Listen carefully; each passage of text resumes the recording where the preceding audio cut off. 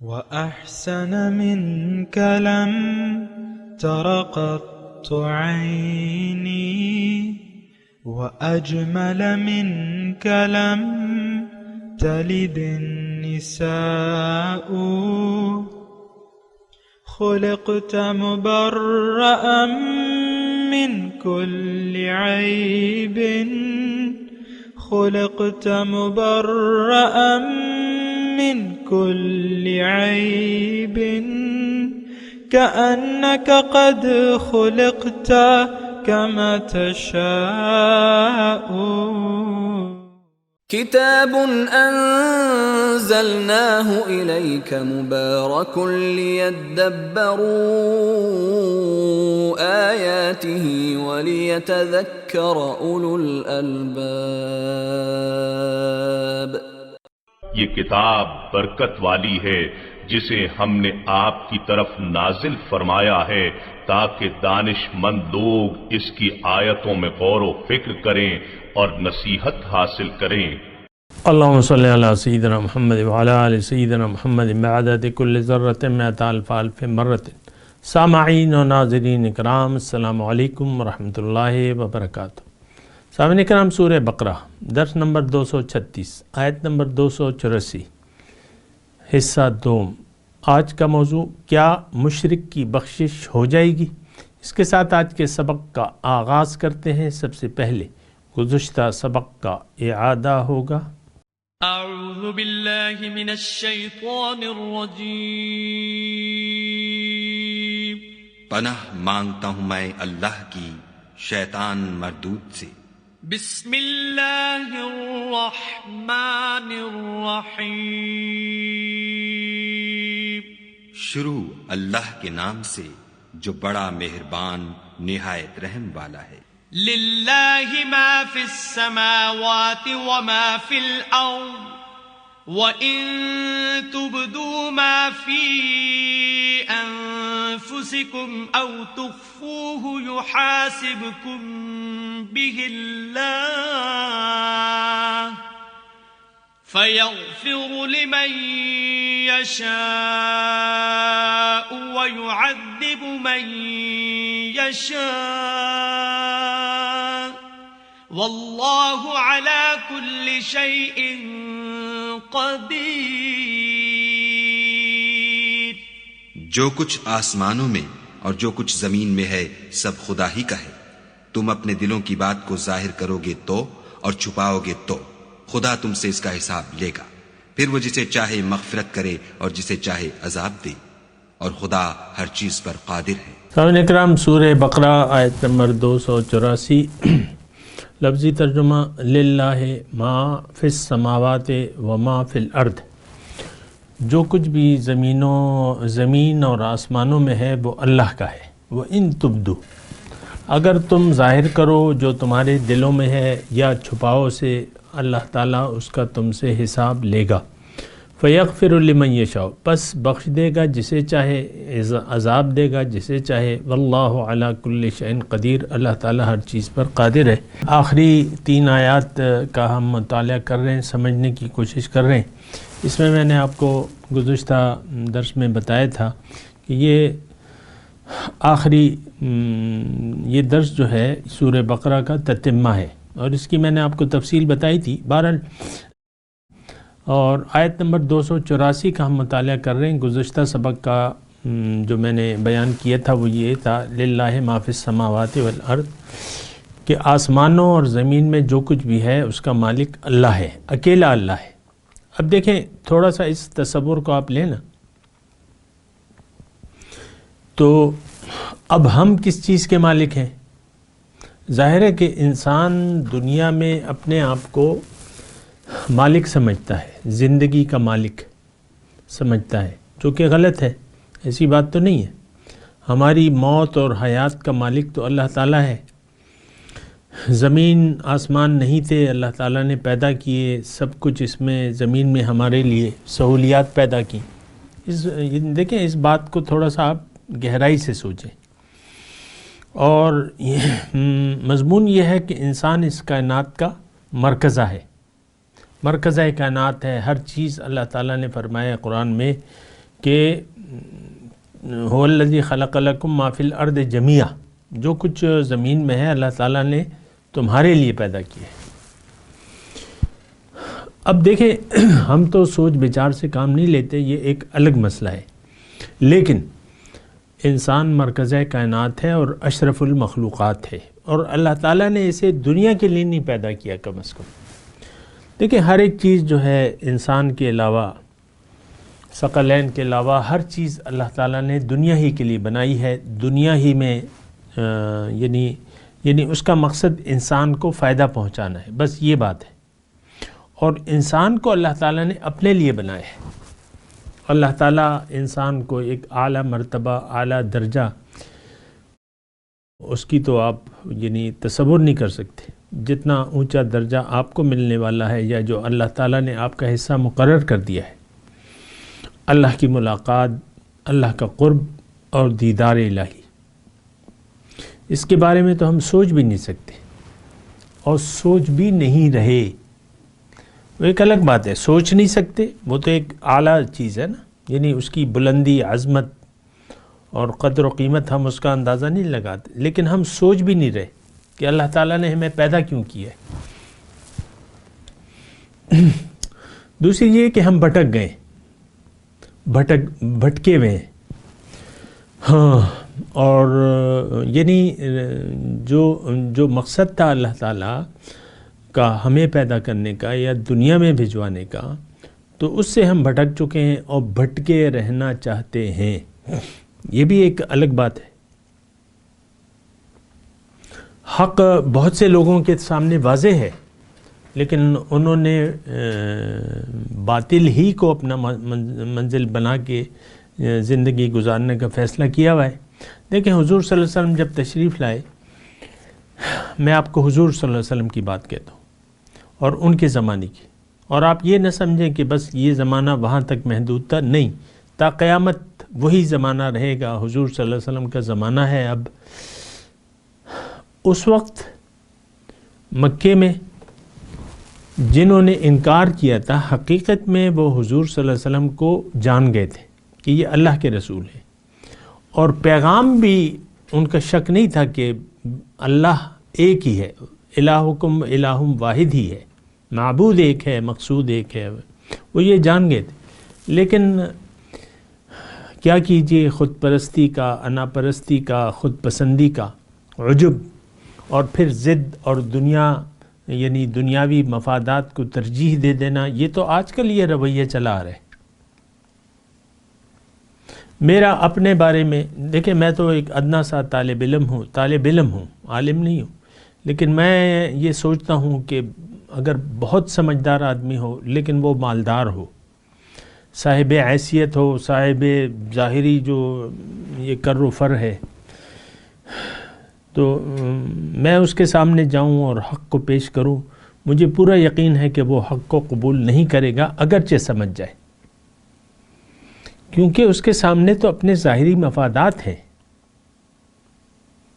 میں اپنی بات کر رہا ہوں، اپنے ذہن کی بات کر رہا ہوں، ہو سکتا ہے ایسا نہ ہو، لیکن غالب گمان یہ ہے کہ میں اس انسان جو کہ خوب سمجھدار ہے اور سمجھ جائے میری بات کو کہ اللہ ہی منزل ہے اور جانا میرا اللہ کے پاس ہے، ساری باتیں سمجھ لے لیکن پھر بھی وہ نہیں مانے گا۔ یہ کسی اونچے آدمی کی میں بات نہیں کر رہا، یہ گھر گھر کی کہانی ہے۔ میری یہ درس جو ہے کافی لوگ سنتے ہیں، لیکن کتنے لوگ اپنے آپ کو بدلنے پر تیار ہوتے ہیں؟ تو فی الوقت تو مطلب یہ ہے کہ یعنی نہ ہونے کے برابر ایسے لوگ ہیں جو میری بات کو سمجھ کر اسی سوچ کو اپنا لے جو میں آپ کے سامنے پیش کر رہا ہوں، اور میں تو کوئی خواہشات آپ کے سامنے نہیں پیش کر رہا، اور نہ میں کسی چیز کا آپ سے طالب ہوں۔ میں تو کہہ رہا ہوں کہ تم وہ سورہ مزمل کی جو آیت ہے وہ ہے بس ان ھذہ تذکرۃ فمن شاء اتخذ الی ربہ سبیلا، بھئی یہ تو ایک نصیحت ہے، جس کا جی چاہے وہ اپنے رب کی طرف ٹھکانہ بنا لے، راستہ اپنے رب کا اپنا لے۔ اللہ کو منزل بنا کے اللہ کے راستے پر چلے، لیکن اللہ کے راستے پر کوئی چلنے کے لیے تیار نہیں، کیونکہ اس میں اس کو نقصان نظر آتا ہے، شخصی آزادی، پھر تو اللہ کی غلامی اختیار کرنی پڑے گی، اور غلامی کرنے کے لیے ہم تیار نہیں ہیں، چاہے وہ اللہ ہی کی کیوں نہ ہو، چاہے وہ رسول کی اطاعت ہی کیوں نہ ہو۔ اور یہ تو بڑی بری اور شرمناک داستان ہے ہماری۔ اگر کوئی تاریخ خوان جو ہے یعنی تاریخ لکھنے والا ہماری تاریخ لکھے گا کہ ان لوگوں نے یعنی ان کی کیفیت ایسی تھی کہ ان کے سامنے اگر حق پیش کیا بھی گیا لیکن یہ لوگ حق قبول کرنے کے لیے تیار ہونے والے نہ تھے۔ اور یہی بات تو قوم نوح کی بھی تھی، یہی بات جو ہے وہ قوم عاد کی تھی، یہی بات جو ہے وہ قوم سمود کی بھی تھی، یہی بات جو ہے وہ قوم صالح علیہ السلام کی جو تھے نا ان کی بھی تھی، سمود، ہاں قوم سمود صالح علیہ السلام تھے نا۔ اور یہی قوم فرعون کی بھی، یہی حالت جو تھی وہ فرعون کے دربار میں فرعون کی بھی تھی۔ اللہ تعالیٰ نے فرعون کے بارے میں بتایا ہمیں، وَجَاهَدُوا بِهَا وَاسْتَيْقَنَتْهَا أَنفُسُهُمْ، انہوں نے دیدہ دانستہ انکار کیا فرعون اور اس کے درباریوں نے، حالانکہ وہ ان کو یقین آ گیا تھا کہ موسیٰ علیہ السلام جو ہے وہ اللہ کے رسول ہیں، لیکن پھر بھی ماننے کے لیے وہی صورت آج بھی ہے۔ سامنے کرام کوئی بال برابر فرق نہیں ہے ہم میں اور قوم نوح میں یا قوم عاد میں، قوم سمود میں یا فرعون میں۔ یہ میں آسانی سے آپ کے لیے بات کہہ رہا ہوں تاکہ آپ کو تھوڑا سا احساس ہو کہ ہم کس طرف جا رہے ہیں اور کس طرف رہنا چاہتے ہیں، ہماری منزل کیا ہے اور ہم کس منزل پر ڈٹے رہنا چاہتے ہیں۔ بہرحال یہی بات ہے۔ گزشتہ آج کا جو سبق ہے وَإِن تُبْدُوا مَا فِي أَنفُسِكُمْ أَوْ تُخْفُوهُ يُحَاسِبْكُم بِاللَّهِ، اللہ تعالیٰ فرما رہا ہے کہ دیکھو، یعنی یہ جو آیت کا حصہ ہے، اب ترجمہ تو آپ نے پڑھ لیا، اس آیت کے حصے میں یہ ہے کہ یعنی اس کا جو مدعا یہ ہے آیت کے اس حصے کا کہ انسان کو، ہمیں اللہ تعالیٰ بتا رہے ہیں کہ دیکھو تمہارے دلوں میں جو منصوبے ہیں، اب ہمارے دلوں میں کیا منصوبے ہیں جو ہم نے چھپائے ہوئے ہیں۔ ظاہر میں تو ہم کہہ رہے ہیں کہ ہم مسلمان ہیں، ظاہر میں ہم کوئی بات اسلام کے خلاف کرنے کے لیے تیاری نہیں ہے، نہیں کرتے عام طور پہ، اگرچہ نادانستی کی میں بہت سی ایسے باتیں ہم کہہ جاتے ہیں جو کہ آپ کو کافر بنا دیتی ہیں، لیکن آپ کو پتہ ہی نہیں چلتا اس باتوں کا۔ یہ میں ایک جزوی بات کہہ رہا ہوں، یعنی بہت سی ہماری روزمرہ کی بول چال میں ایسی باتیں ہیں جو ہم ادا کر دیتے ہیں، لیکن ہمیں وہ انسان کو یعنی کافر بنا دیتی ہیں، تو لیکن ہمیں اس کا احساس نہیں ہوتا، ہماری روزمرہ بول چال میں ہوتی ہیں وہ باتیں، لیکن میں اس کی تفصیل نہیں کرتا۔ میں آپ کو یہ کہہ رہا ہوں کہ ہمارے دل میں کیا چھپا ہوا ہے اور کیا ہم ظاہر کرتے ہیں۔ وَإِن تُبْدُوا مَا فِي أَنفُسِكُمْ، جو ظاہر کرو جو تمہارے دلوں میں ہے۔ اب ہمارے دلوں میں تو سارے جو دنیا ہی کے خیال ہیں اور اس پر ہم حت الوسع عمل پیرا ہے۔ دیکھیں، ہم نے کبھی یہ نہیں کہا کہ دنیا میرا مقصود ہے، دنیا ہی ہمیں محبوب ہے اور دنیا ہی ہمارا مطلوب ہے اور ہم دنیا ہی کے تابع ہونا چاہتے ہیں۔ یہ میں نے آج تک کسی سے سنا نہیں ہے، یہ چیز ہم نے اپنے دل میں چھپائی بھی ہے۔ لیکن ہماری جو قومی زندگی ہے یا انفرادی زندگی ہے وہ چیخ چیخ کے پکار کے کہہ رہی ہے، عمل یعنی زبان حال سے۔ ایک زبان قال ہوتی ہے، ایک حال ہوتی ہے۔ زبان حال سے ہم پکار کے کہہ رہے ہیں کہ ہمارا مقصود تو صرف دنیا ہے، ہم دنیا ہی کی کامیابی کو اصل سمجھتے ہیں اور دنیا ہی کے پیچھے ہم نے جانا ہے، یہ ہمارے دل میں ہے۔ ظاہر کیا کر رہے ہیں کہ بھئی ہم مسلمان ہیں، دیکھو ابھی میں نے نماز پڑھی ہے، ہم خیرات دے رہے ہیں، زکوٰۃ دے رہے ہیں، حج کر رہے ہیں، لیکن عمل سے ہم کیا کہہ رہے ہیں کہ مقصود ہمارا اللہ نہیں ہے، دنیا نہ ہمارا جنت پر۔ یہ میں زبان حال سے کہہ رہا ہوں، آپ اس کی یعنی خود دیکھیں، میرا آپ سے کوئی بحث مباحثہ نہیں ہے کہ میں اپنی بات کہوں اور پھر آپ کہیں کہ نہیں تم تو غلط کہہ رہے ہو. میں تو ایک بات پیش کر رہا ہوں, اگر آپ نے ماننی ہے تو مانیں, اور دلائل کی روشنی میں کہہ رہا ہوں, دلیل سے بات کر رہا ہوں. بہرحال تو اپنے عمل سے ہم پکار کے کہہ رہے ہیں کہ اللہ نہ ہماری منزل ہے, نہ ہم اس کو اپنی منزل, واحد منزل بنانا چاہتے ہیں. یہ ہم اپنے عمل سے پکار کے کہہ رہے ہیں. رسول پاک صلی اللہ علیہ وسلم ٹھیک ہے, ہم اپنے عمل سے کہہ رہے ہیں ٹھیک ہے وہ اللہ کے رسول ہیں, لیکن اسوہ حسنہ ان کے لیے ہمارا رول ماڈل نہیں ہے. ہم تو اپنی مرضی جینا چاہتے ہیں, ہم تو غلامی نہیں چاہتے. یہ ہم اپنے زبان حال سے عملی طور پہ کہہ رہے ہیں. نہ اللہ کی غلامی ہمیں قبول ہے نہ رسول کی. ہاں زبان سے ہم نعرے لگا سکتے ہیں, غلام ہیں رسول کے غلام ہیں, اور غلامی رسول میں موت بھی, یہ نعرے ہیں. یہ ہم ظاہر کر رہے ہیں اپنے, یعنی جو ہمارے زبان سے یہ کہہ رہے ہیں کہ ہم غلام ہیں, لیکن ہم غلام بننے کے لیے تیار نہیں ہیں. آپ دیکھیں نعتیہ محفلیں جو ہوتی ہیں, ظاہر ہے کہ وہ کہتے ہیں نا کہ عاشقان رسول تشریف لائیں, عمرے کے 20 ٹکٹ تقسیم کیے جائیں گے, لیکن میں اس کی بات نہیں کر رہا. لیکن دیکھیں وہ لوگ جو ہاتھ اٹھا کے نعتوں پہ سر دھنتے ہیں, لیکن عملی طور پہ آپ ان کے زندگی کو دیکھیں. یہ تو میں خود شاہد ہوں, آپ کو بھی معلوم ہوگا. عید میلاد کا وہ جو آتا ہے تاریخ, تو ہر آدمی بڑھ چڑھ کے لائٹیں لگاتا ہے, چندے دیتا ہے, کھانے پکواتا ہے, خیرات کرتا ہے, نعتیہ محفلوں میں جاتا ہے. وہ جس طرح یہ شیعہ لوگ ہوتے ہیں نا, کوئی شیعہ سن رہا ہے تو برا مانتا ہے تو مان لے, لیکن میں جو بات ہے وہ کہہ رہا ہوں.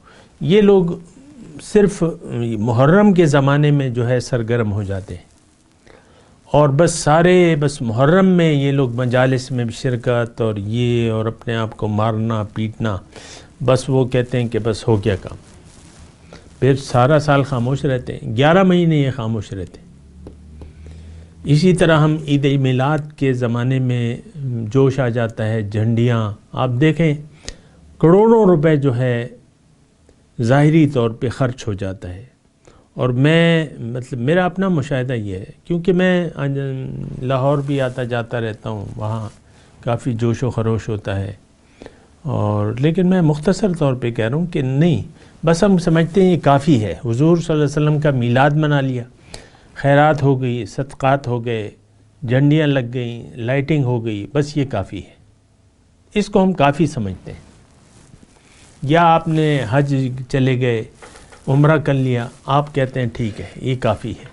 یا آپ نے نمازی بن گئے, بس آپ کہتے ہیں کافی ہے. روزے, سخت گرمی کے موسم میں روزے رکھ لیے, آپ کہتے ہیں. دیکھیں کہتے کا مطلب کیا ہے کہ آپ اس کو کافی شافی سمجھتے ہیں. نہیں, ایسی بات نہیں ہے. یہ تو غلامی ہے. دین کیا ہے؟ اللہ کے سامنے سر جھکا دینا ہے. بلا من اسلم وجہہ للہ وہو محسن فلہ اجرہ عند ربہ ولا خوف علیہم ولا ہم یحزنون. یہ تو دل کو جھکا دینے والی بات ہے, یہ سر کو جھکا دینے والی بات ہے. الم یأن للذین آمنوا ان تخشع قلوبہم لذکر اللہ وما نزل من الحق. کیا ایمان کا دعویٰ کرنے والوں کے لیے وہ وقت قریب نہیں آیا کہ ان کے دل جھک جائیں اللہ کی یاد کے لیے, اور جو اللہ نے نازل کیا ہے یہ کام ہم کرنے کے لیے تیار نہیں. دل تو ہمارا جھکا ہوا ہے دنیا کے سامنے, دنیا دنیا دنیا, بس دیٹس آل. آپ دیکھ لیں نا, بڑی بری صورتحال ہے. میں تو کہتا رہتا ہوں, لیکن یہ ہے. چلے آتے ہیں اپنی آیت کی طرف. وَإِن تُبْدُوا مَا فِي, جو ظاہر کرو, اگر ظاہر کرو جو تمہاری زبان پہ ہے, یعنی زبان سے اگر کلمہ تم پڑھ بھی لو, ایمان کا دعویٰ کر بھی لو, لیکن دل میں جو تم نے چھپایا ہوا ہے اس کا تم سے ضرور محاسبہ ہوگا. تو زبان سے تو ہم اللہ کا نام لیتے ہیں, یہ میں اس کی تفصیل میں نہیں جاتا. سرکاری سطح پر ہوتی ہے میلاد کی, ربیع الاول کے مہینے میں سیرت کانفرنس ہوتی ہے, اور ساری جو ہے وہ آپ دیکھ لیں. پھر میلاد کے مہینے میں آپ لوگ کیا کرتے ہیں, رمضان کے مہینے میں مسجدیں بھر جاتی ہیں. اس کے علاوہ تو کوئی خاص وہ نہیں ہے. یعنی آپ اسی سے اندازہ لگا لیں کہ رمضان میں نماز کا اہتمام آپ لازمی جانتے، دیگر مہینوں میں آپ کو اتنا خیال نہیں رہتا۔ یہ تو میں بھی کبھی کبھی سوچتا ہوں، آپ بھی سوچیں، رمضان میں جو مسجدیں ہماری بھر جاتی ہیں اور رمضان کے مہینے میں خواتین بھی نماز کا اہتمام کرتی ہیں، جو قرآن سارا سال نہیں پڑھتی وہ رمضان کے مہینے میں بھی ایک آدھ قرآن پاک کی تلاوت کر لیتی ہیں، تو بس اس کے بعد تو کچھ بھی نہیں ہے، باقی تو ساری زندگی ہماری گزر جاتی ہے۔ اصل میں تو دین دیکھیں ہے کیا، دین غلامی کا نام ہے، اللہ کے سامنے سر جھکانے کا نام ہے، وہ اس کام کے لیے ہم تیار نہیں ہیں۔ آپ دیکھ لیں ابھی مارچ کا مہینہ چل رہا ہے، 8 مارچ کو یوم خواتین ہوتا ہے، اور اس کا نعرہ کیا ہے کہ بھئی ہم اپنی مرضی سے زندگی گزاریں گے، یہ زندگی میری ہے، یہ جسم میرا ہے اور میں نے اپنی مرضی کرنی ہے، خاوند سے سلوک اپنی مرضی سے کریں گے، بچے ہم اپنی مرضی سے پیدا کریں گے، یہی نعرے ہوتے ہیں۔ اور جو بھی ان کے مطالبات ہیں تو وہ تو یہی ہیں کہ ہم نے خود طے کرنا ہے کہ ہم نے کیسے زندگی گزارنی ہے، کھانا پک گیا ہے خود گرم کر لو، یہ وہ بینرز میں آپ بتا رہا ہوں، کھانا پک گیا ہے خود گرم کر لو، وغیرہ وغیرہ جو بھی ہوتے ہیں بھارت۔ تو میں آپ کو کہہ رہا ہوں کہ یہ دیکھیں اللہ تعالیٰ حساب کا ایک دن ہے جس کا ہمیں احساس نہیں ہے، یہاں ہے یحاسبکم بحلہ، اللہ تم سے حساب لے گا، لیکن اسی یوم حساب کو ہم اپنے عمل سے جھٹلاتے ہیں۔ لیکن پھر بھی اللہ تعالیٰ فرماتا ہے کہ فَيَغْفِرُ لِمَن يَشَاءُ وَيُعَذِّبُ مَن يَشَاءُ، بخش دے گا جسے چاہے گا، عذاب دے گا جسے چاہے گا۔ دیکھیں اس کا لفظی معنی، اس پہ آپ گمراہ نہ ہوں، غلط فہمی کا شکار نہ ہوں۔ بخشش کس کی ہوگی یہ بھی قرآن میں واضح طور پہ لکھا ہے۔ یہ الگ بات ہے کہ آپ ایک کتاب کا ایک حصہ پڑھتے ہیں، ایک حصے کو مانتے ہیں، دوسرے سے انکار کر دیتے ہیں۔ بخشش کس کی ہوگی؟ فَيَغْفِرُ لِمَن يَشَاءُ، بخشش کس کی ہوگی؟ بخشش ہوگی مومنوں کی، مومن گناہگاروں کو اللہ تعالیٰ بخش دے گا۔ لیکن جو منافق ہیں، منافق کی تو بخشش ہو نہیں سکتی، اس کتاب میں یہ لکھا ہے، اس قرآن میں یہ لکھا ہے۔ اپنے رسول کو اللہ تعالیٰ فرما رہے ہیں کہ نہ آپ ان کی نماز جنازہ پڑھیں، نہ ان کی وَلَا تُصَلِّ عَلَىٰ أَحَدٍ مِّنْهُمْ وَلَا تَقُمْ عَلَىٰ قَبْرِهِ، اور اللہ تعالیٰ نے یعنی ان کی قبر پہ بھی نہ کھڑے ہوں، نہ اس کی منافق کی نماز پڑھیں۔ اور اگر آپ ان کے لیے بخشش کی دعائیں مانگیں گے، نہ ان کے لیے ولا تستغفر لہم، نہ ان کے لیے دعا مانگی۔ دیکھیں میں فیغفر لمن یشاء کی میں بات کر رہا ہوں۔ آپ کے ذہن میں اگر یہ ہے کہ یہ تو اللہ کی مرضی ہے، تو اللہ نے تو اپنی مرضی قرآن میں لکھ دی ہے، اور ہمارا تعلق تو منافقین کے گروہ میں سے ہے، زبان پہ کچھ ہے عمل سے کچھ ہے، یہ تو آپ کو معلوم ہے۔ ہماری نیت دنیا میں دنیا کی ہے، اللہ کی نہیں ہے۔ ہمارے ہر کام میں اپنا مفاد چھپا ہوا ہے، للہیت تو نہیں ہے۔ یہ تو منافقت ہے۔ زبان سے ہم لا الہ الا اللہ کہتے ہیں، اور حقیقت میں جو ہم کلمہ پڑھتے ہیں وہ لا الہ الا النفس، میرا نفس ہے میرے معبود۔ یہ ہم زبان سے نہیں کہتے، یہ ہم اپنے عمل سے کہتے ہیں۔ جو زبان سے ظاہر کرتے ہیں اور جو دل میں چھپایا ہے وہ سب اللہ تعالیٰ کو معلوم ہے، اس کا حساب ہوگا۔ فیغفر لمن یشاء کی میں بات کر رہا ہوں کہ اللہ تعالیٰ فرماتا ہے کہ جس کو چاہے میں بخش دوں۔ اب بخشش کس کی ہوگی؟ یہ مومن گناہگاروں کی ہوگی، منافق کی نہیں ہوگی۔ منافق جو بھٹک گیا، منافق وہ جو زبان سے دعویٰ کرے، عملی طور پہ دنیا ہی اس کا مقصود ہو۔ اس کی میں زیادہ تفصیل میں نہیں جاتا، لیکن آپ اگر کہیں گے تو پھر میں بتا بھی دوں گا۔ لیکن فیغفر لمن یشاء ویعذب من یشاء، عذاب اور بخشش یہ دونوں باتیں جو ہیں اللہ تعالیٰ نے واضح کر دی ہیں سامعین کرام۔ ان اللہ لا یغفر ان یشرک بہ، قرآن میں لکھا ہے نا، قرآن کی آیت ہے، اللہ تعالیٰ نہیں بخشے گا جو اس کے ساتھ کوئی شریک بنا لے، شریک محبت میں، اطاعت میں۔ ہم نے تو محبت میں بھی شریک بنایا ہے، شریک کیا بنایا ہے، وہ تو ہمارا تو دنیا کے علاوہ کوئی محبوب ہی نہیں ہے، اور اطاعت تو نفس کے علاوہ کسی کی ہے بھی نہیں۔ تو ہم نے تو دونوں محبت اور اطاعت دونوں میں جو ہے وہ شرک کے برابر ہم کام کر رہے ہیں۔ اللہ تعالیٰ فرما رہے ہیں ان اللہ لا یغفر ان یشرک بہ، اللہ تعالیٰ نہیں بخشتا اس کے ساتھ کوئی اگر شرک کرے، وَيَغْفِرُ مَا دُونَ ذَلِكَ لِمَن يَشَاءُ، اس کے علاوہ اگر کوئی گناہ ہے تو اللہ تعالیٰ بخش سکتا ہے، بخش دے گا۔ شرک یہ ناقابل، ہم تو عملی طور پہ دیکھیں، یہ اس کو کہتے ہیں شرک خفی۔ شرک خفی کی اصطلاح ہے جو دین میں واضح ہے۔ حضور صلی اللہ علیہ وسلم فرماتے ہیں کہ تھوڑی سی ریاکاری بھی شرک ہے، تھوڑی سی ریاکاری۔ ہماری تو ساری زندگی کی بنیاد ریا پر ہے، یہ تو میں آپ کو بتاتا رہتا ہوں، اور میں ابھی تھوڑی سی وضاحت کر دیتا ہوں کیونکہ میں سمجھتا ہوں کہ تھوڑی سی اس کی ہونی چاہیے وضاحت۔ ریاکاری کسے کہتے ہیں؟ ریاکاری آپ زندگی غیر اللہ کے لیے گزاریں، یہ ریاکاری ہے۔ اور خلوص کیا ہے کہ زندگی خالص اللہ کے لیے گزارے، یہ خلوص ہے۔ اور ریا یہ ہے کہ غیر اللہ کے لیے اگر آپ کوئی کام کریں تو ہمارے کوئی کام تو اللہ کے واسطے تو نہیں ہے۔ نماز روزہ یہ جو ہم کرتے ہیں نا، یہ تو روایت ہے، یہ تو عادت ہے ہماری،